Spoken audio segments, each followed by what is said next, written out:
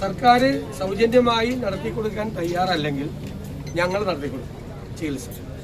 ഞങ്ങൾ ചികിത്സയുടെ പൂർണ്ണമായ ഉത്തരവാദിത്വം ആ മകൾക്ക് കുത്തിരിക്കാൻ വേണ്ടിയിട്ടാണ് അമ്മ പോയത്. ഒരിക്കലും ആ കുട്ടിയുടെ പൂർണ്ണമായ ചികിത്സ സർക്കാർ തയ്യാറായില്ലെങ്കിൽ ഞങ്ങൾ ഏറ്റെടുക്കും.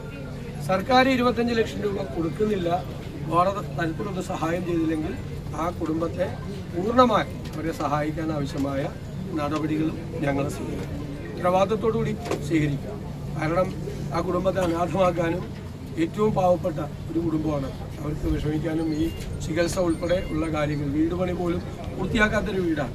അതിനെല്ലാം ആവശ്യമായ സഹായങ്ങളും ഞങ്ങളുടെ ഭാഗത്ത് നിന്ന് ചെയ്യും. ആദ്യം ആ ഗവൺമെൻറ് അടിയന്തരമായി ചെയ്യേണ്ടത് ചികിത്സ നടത്തുകയും ഒരു നഷ്ടപരിഹാരം 25 ലക്ഷം രൂപ പ്രഖ്യാപിച്ചതാണ്. അത് സർക്കാർ ചെയ്യാൻ തയ്യാറല്ല. ഓരോ വാശിയാണല്ലോ. ഒരാൾ പോലും ഇതുവരെ വിളിച്ചിട്ട് പോലുമില്ല കുടുംബത്തിൽപ്പെട്ട ഒരാളെ. ചെയ്തില്ലെങ്കിൽ ചികിത്സ ഏറ്റെടുത്തുകൊണ്ട് ആ കുടുംബത്തെ ചേർത്ത്. ഈ കെട്ടിടത്തിന്റെ ബലക്ഷയത്തെ സംബന്ധിച്ച് 2012 ആദ്യം റിപ്പോർട്ട് വന്നത്. അന്ന് UDF സർക്കാരാണ് കേരളത്തിൽ അധികാരത്തിൽ വന്നിരുന്നത്. അന്ന് എന്താണ് ഇതിനെ സംബന്ധിച്ചത്? അല്ലല്ല, ഓരോ കാലഘട്ടത്തിലും പുതിയ കെട്ടിടം നിർമ്മിക്കാനുള്ള നടപടികൾ സ്വീകരിക്കും.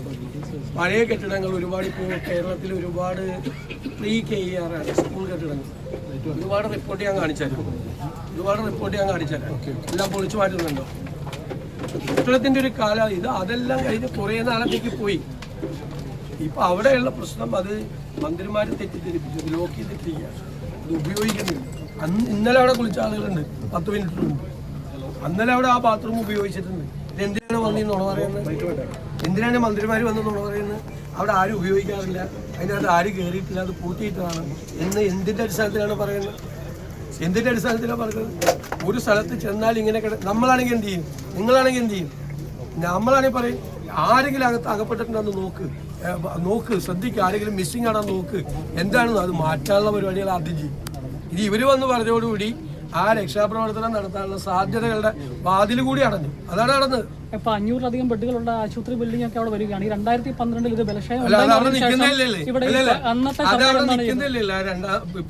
നിൽക്കുന്നില്ലല്ലോ. എന്നാ പിന്നെ എന്താ അങ്ങോട്ട് മാറ്റാൻ?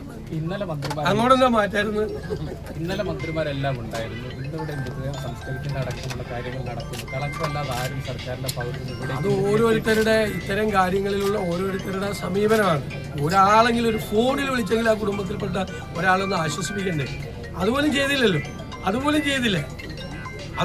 അതൊക്കെ ഓരോരുത്തരുടെ ആറ്റിറ്റ്യൂഡാണ്, ഓരോരുത്തരുടെ സമീപനമാണ്. ഇത്തരം കാര്യങ്ങളിലുള്ള സമീപനം ഇന്നലെ മുഴുവൻ മന്ത്രിസഭാ അംഗങ്ങളും എല്ലാ ആളുകളും പ്രധാനപ്പെട്ട ആളുകളും ഒക്കെ ഇവിടെ ഉണ്ടായിരുന്നല്ലോ കോട്ടയത്ത്. എന്നിട്ട് പോലും അതൊന്നും ചെയ്തില്ല. അതൊക്കെ അവരുടെ ഔചിത്യവും അവരുടെ കാര്യം. ഞാനതിനൊന്നും പറയാൻ നിൽക്കുന്നില്ല. അത് ജനങ്ങളെ വിലയിരുത്തിട്ട്. മുഖ്യമന്ത്രി യഥാർത്ഥത്തിൽ മെഡിക്കൽ കോളേജിൽ എത്തിയെങ്കിലും സംഭവ സ്ഥലം സന്ദർശിക്കാനോ കാര്യമായി ഇടപെടാനോ കഴിഞ്ഞില്ല. ഏതാണ്ട് മിനിറ്റുകൾക്കകം അദ്ദേഹം ഇവിടുന്ന് മടങ്ങുകയും ചെയ്തു. അദ്ദേഹം എന്തിനാണ് ആശുപത്രിയിൽ വന്നതെന്ന് പോലും നമുക്കറിയില്ല. എന്ത് കാര്യത്തിലാണ് അദ്ദേഹം അവിടെ ആശുപത്രിയിൽ എത്തിയത് എന്ന് പോലും വ്യക്തമല്ല നമുക്ക്. വേറെ ഏതെങ്കിലും ആവശ്യത്തിലാണോ വന്നതെന്ന് പോലും അറിയില്ല.